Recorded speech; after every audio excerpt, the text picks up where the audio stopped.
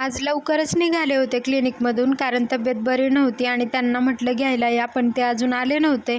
म्हणून मग ओला बुक केली आणि डायरेक्ट मी निघाले. मग म्हटलं की घरापर्यंत जाण्याचं टेन्शन नाही, कारण क्लिनिकपासून तसं मी जवळच राहते थोड्याच अंतरावर. आणि मग ओला बुक केल्यावर तर काही काळजी नसती की घरापर्यंत जातो. कधी कधी तब्येत बरी नसल्यावर तसंच बरं पडतं, कारण शेअरिंगने जायला मग खूप वेळ पण लागतो आणि अजून वाट पण पाहावी लागते शेअरिंगने, अजून कोणी यायची वगैरे. म्हणून मी निघाले. बघा, जाताना थोडंसं ट्रॅफिक होतं.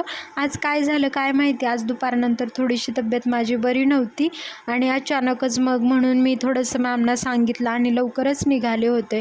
म्हणलं की जाऊन घरी आरामच करूयात. आता नंतर जाताना अजून ट्रॅफिक लागलं, कारण आता संध्याकाळच्या वेळी ना खूप ट्रॅफिक असतं आणि आता 8-8:30 वाजत आले होते, पण खूपच ट्रॅफिक होतं आणि नंतर मी पोहोचले होते इकडे.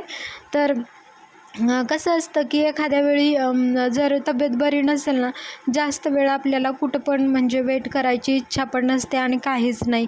पण आता काय करणार, मी माझ्या मिस्टरांना पण या म्हटलं, पण त्यांना थोडासा उशीर होणार होता आज नेमकाच. म्हणून मग ओलाच बुक केली होती आणि मग रिक्षा बुक केली, कारण ओलामध्ये सेफ असतं मुलींसाठी, किंवा आता रात्रीच्या वेळी ठीक आहे रिक्षा ओपन असते किंवा, म्हणून मी रिक्षाच कधीही बुक करते, असं दुसरं कोणतं काही बुक नाही करत.